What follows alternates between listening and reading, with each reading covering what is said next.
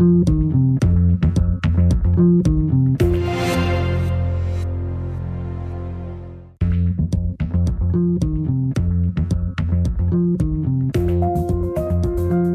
to a special bonus episode of The Investigation. I'm Chris Vlastos, Senior Executive Producer at ABC News. I'm joined by Matt Mosk, Senior Investigative Reporter, and a special guest today is James Meek.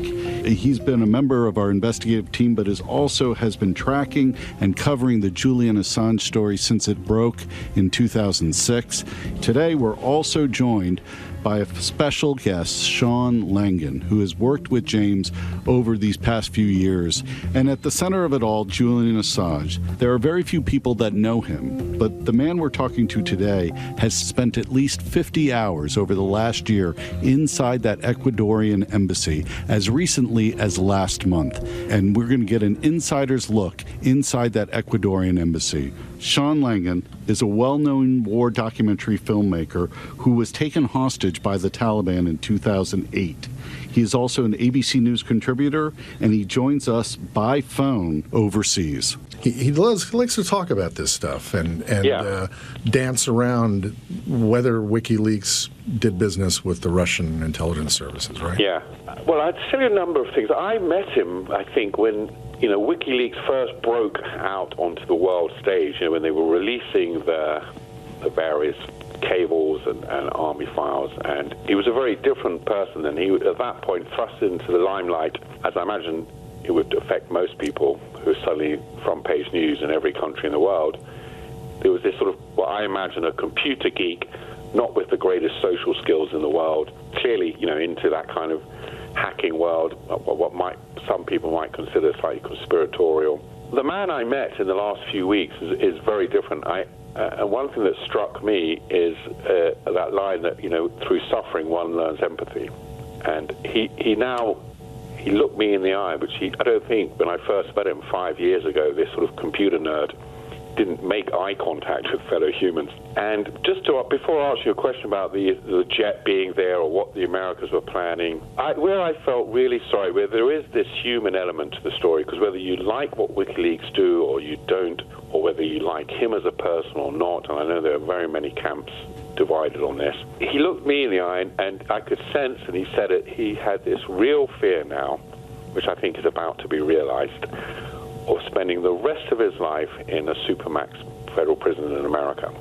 And what does he fear happening there? What will happen to him? What does he say? Well, there was two. So first of all, he did say he was worried if he was in a normal American prison being beaten up. And then I said, well, the chances are you're more likely, and this is slightly gallows humor, it didn't really make him feel better. I said, well, don't worry about being beaten up. You're most likely going to be put into one of those federal max prisons where you don't see a soul. And then I really saw in his eyes someone who's just spent 5-6 years inside that confined space, albeit still free, and he's got the asylum. The idea now that he could face the rest of his life in isolation, you can see the toll it's taken on him. And it's an unpleasant thing to see that in any man. So that's hanging over his head the whole time, and I can see real fear, and it's now real. In the years before, I imagine there was a slight impression that it was all a bit of a game.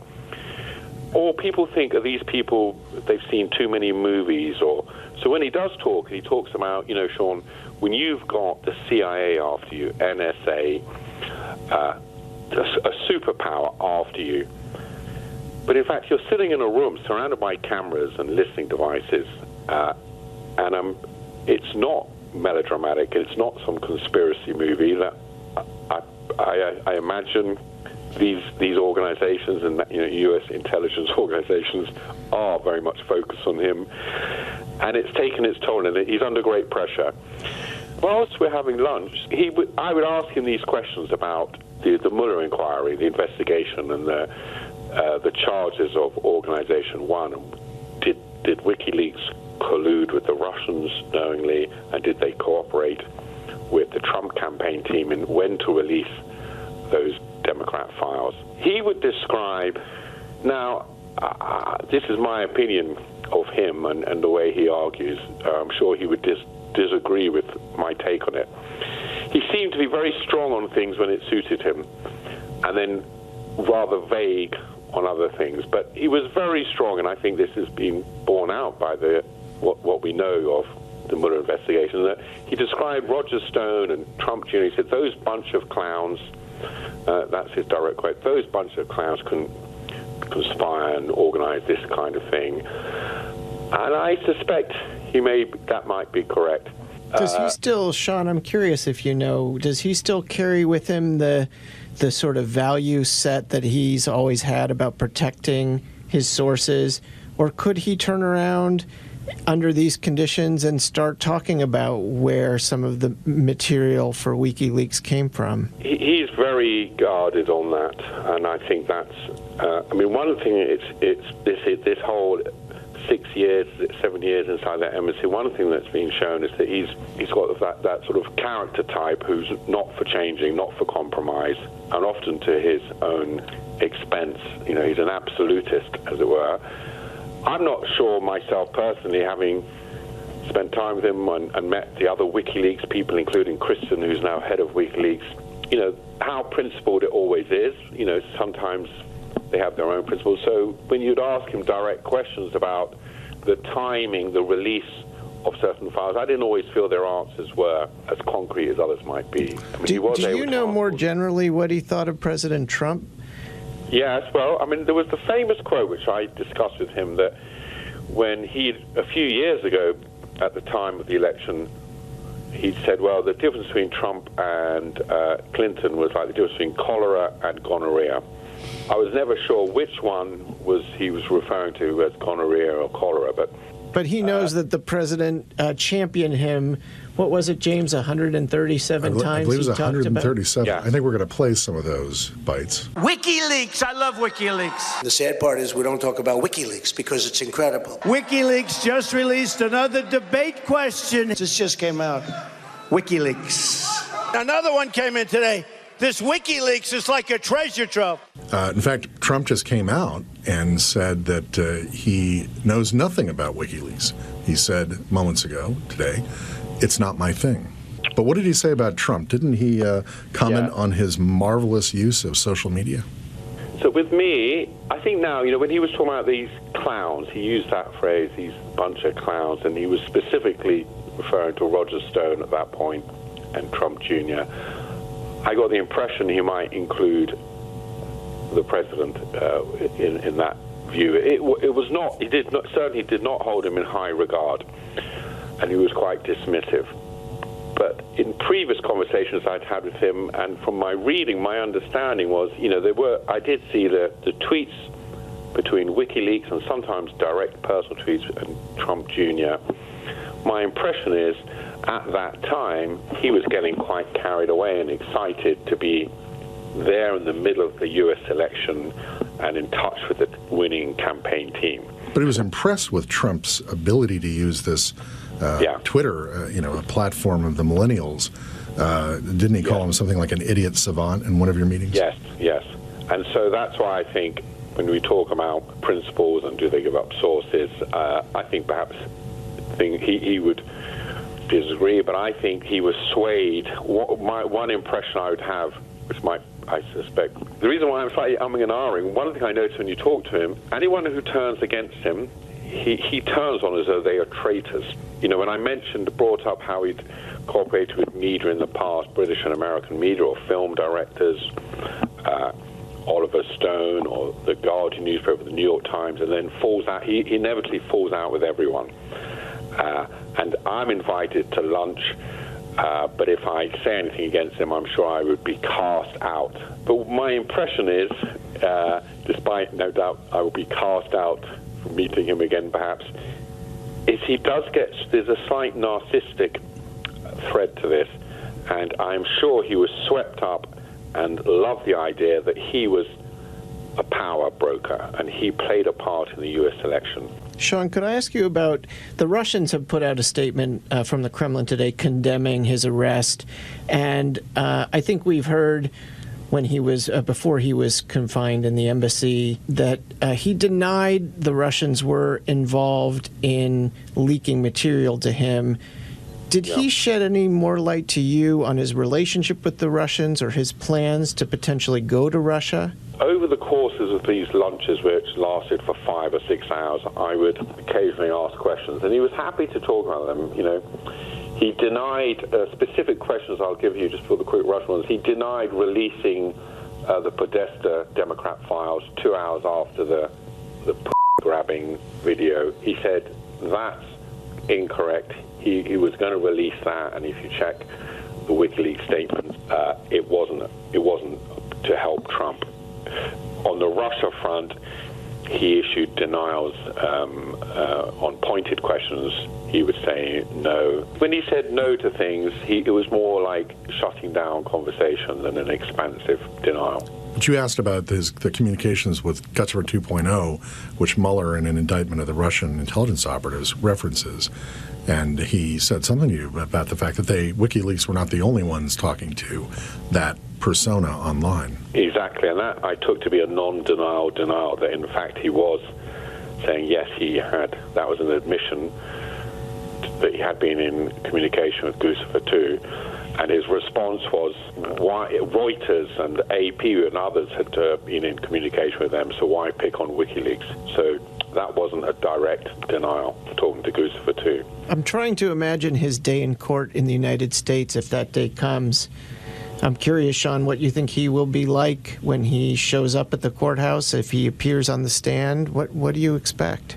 Well, you saw today briefly, he was sort of shouting out some, I don't want to use the word grandstanding, but he was using that moment in public as he was being taken out of the embassy by the British police and put in the back of their trucks. He was in political mode. I think he'll very much hunker down, batten down the hatches, and will use any court hearing, any public hearing, any chance he gets.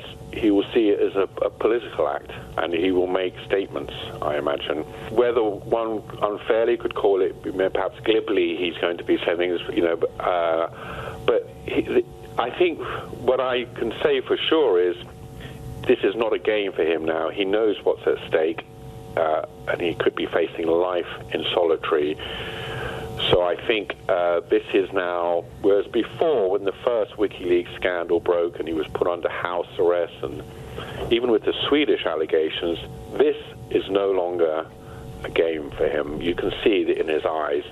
He's really deep down scared of being beaten up in some prisons, but deeply disturbed at the thought of being in solitary for the rest of his life and cut off from his beloved network of WikiLeaks. Did he discuss the legal indictment? The American indictment is actually only saying that he is being charged with a crime which would only face 5 years in jail, that he gave the passcode or helped Chelsea Manning. Well, in the last visit, he did tell Sean, Sean shared some of our reporting and our assessment that they were going to try to prove that Assange was not a journalist, his longtime defense, and that he had done things, his methods were not what journalists do. And he seemed to be aware of that, right, Sean?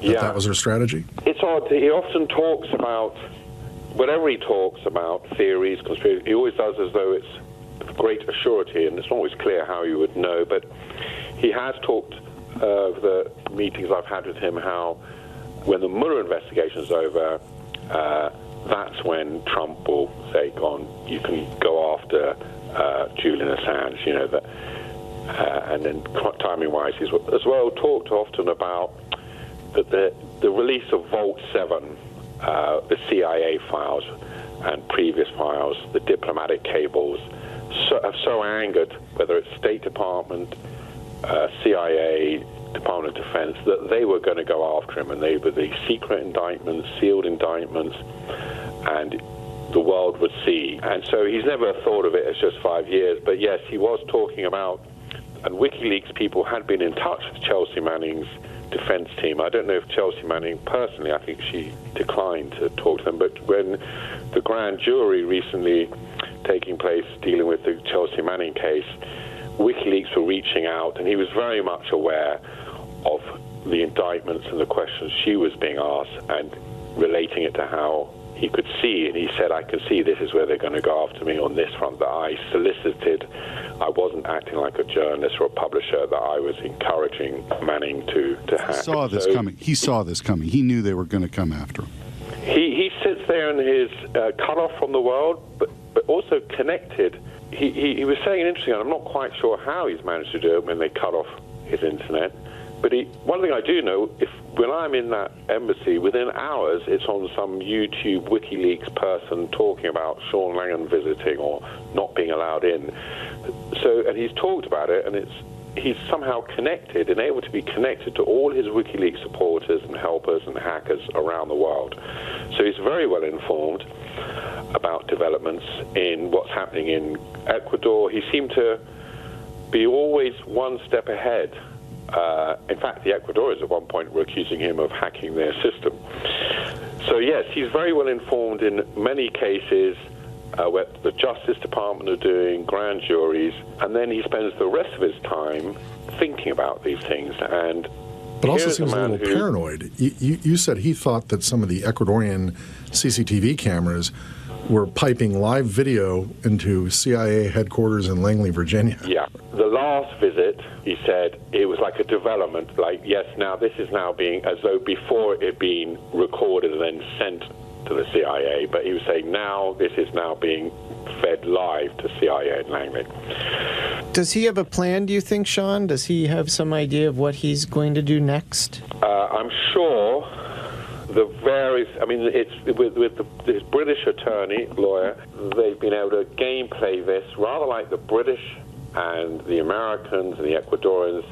All sides have been gaming this various scenarios, how this is going to play out, and I'm sure they've all prepared their chess moves well in advance. Well, to Chris's point, the charge against him in the United States seems to have predicted his next chess move. It precludes a defense that he's a journalist. It doesn't actually go after him on any crime that would allow him to say, I deserve the protections of a journalist. Yeah, whether it's being fed live or not, I'm sure they well, it's publicly and privately, I think the moves are.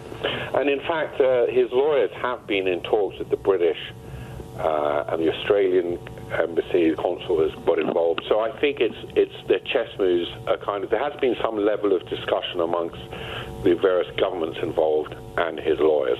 But I think there's always been a story, or there were stories recently, that if this day had come, there'd be a secret trigger of Dead man's switch. Dead man's switch. Do you believe that? That he would unleash some kind of attack, cyber attack on the world in revenge? Or a trove of documents that have been stolen from the U.S. or other governments that we don't even know about. That's not something he shared with me. I mean, that's not something he shared with me. He was preparing for this time. So when there was in the news reports out that the aeroplane, and WikiLeaks had tweeted there was a plane which its ID reference that had been involved in some previous a U.S. government edition. Yeah. And he was thinking aloud, musing on the possibility as we were having lunch that plane may be there at a British airport waiting to rendition him to America, and of course it didn't happen. And I asked him at that point, well, are you prepared for just in case, the British, the Americans come and you're on a plane? And he said, well, I've made some preparations and I've recorded this. He explained what he has done is there's probably a statement, whether it's audio or printed or visual, I don't know, a prepared statement that they would be able to release in the event that he's incommunicado. One other story that came up recently, and I think it was the Guardian newspaper, correct me if I'm wrong, about Paul Manafort and his possible visits and meetings that he had with Julian Assange. Do you know anything about that? Yeah. So that was one of the examples I was talking about earlier. On some things, when he's on strong ground, he's very adamant. And he's not so adamant when he's, I think, on shifty ground. So he was very adamant saying, and I'm not sure I can use this word, he said, that's bull. I never met him. So he strongly denied that. Where there leaves a doubt is when you then say, well, were you in communication with a third party or an interim? Then he gets vague. So, there was other people. So no, but on the Paul Manafort, he said, there you go, once again, bull media, it's not true, never happened. Pamela Anderson I know this is a big U-turn, but what was the nature of their relationship? Do you know? Well, I mean, yes, I met her with James at the Frontline Club. She was visiting him, regular visit. You know, he's tired of meeting lawyers. All he normally meets is his lawyers, his legal team. And hers was very much a social visit. She would bring gifts. Now, one thing I could answer, you haven't asked me directly, is I do know the Ecuadorians don't allow overnight visits. So I think hers would be a social visit like mine and Vaughan Smith's. And can I just ask, because just to set it straight, there have been all kinds of reports about the conditions that he's under, and that he's put feces on the wall, or that he doesn't do any dishes, or that there are cats running around feral. Yeah. Can you shed some light just on what it actually looks and smells like in there? Smells like. It's like a gilded cage, but a cage is a cage is a cage. So, you know, the actual embassy is a very small little, it's like a local consul, with very sort of old-fashioned 1950s dark Spanish-Mexican furniture. And there's this one room where you sit at a table, and he has this very small bedroom next to it with a small single bed. There was a tiny galley kitchen, and when we go for lunch, he goes into this little galley kitchen, gets the plates, and we eat food, and then he takes the plates back, and he will wash them up. No feces on the wall that you saw, no cat droppings. It was didn't smell bad. No, and he there was no smell about him either, and it was odd. That really affected him. This is where, when you're in that psychological batten down the hatches, some things hit you more than others. So he's prepared to be attacked or undermined or criticized by the CIA. But when the New York Times described him having smelly socks, that really hurt him. And particularly, he was worried about how women would think of him for that. At one point, he looked me in the eye and he said, "Sean, you know, this." I said, "It's clearly got to you." And he said, "Yeah, I mean, you know, when I look into a woman's eyes, I know she's now thinking, you know, yeah, he raped those women and he's got smelly socks." And I was thinking, well, I think the smelly socks isn't quite as bad as a woman thinking you've raped another woman. But so I was thinking he's definitely on a spectrum where he doesn't quite get things, but that's slightly unfair. But he's clearly genuinely upset at the thought that women and the public, New York Times and others, publishing reports which are untrue. And I think it's fair to say, having witnessed it myself, the Ecuadorians were always very polite with me and Vaughan, and most of the time with Julian Assange. I did, in the last few visits, hear some angry words spoken outside. But it was clearly a deliberate and ongoing attempt at psychological warfare, because every time I'd go for the visit, they would knock on the door and hand him something to sign, and he wouldn't know if what he was being asked to sign would give them the excuse to throw him out. So there was this very much a sort of psychological dark arts going on of how do you force someone out of the embassy. Well, that's, utterly fascinating, Sean. Thank you for the insight. We really appreciate it. Okay, well, good.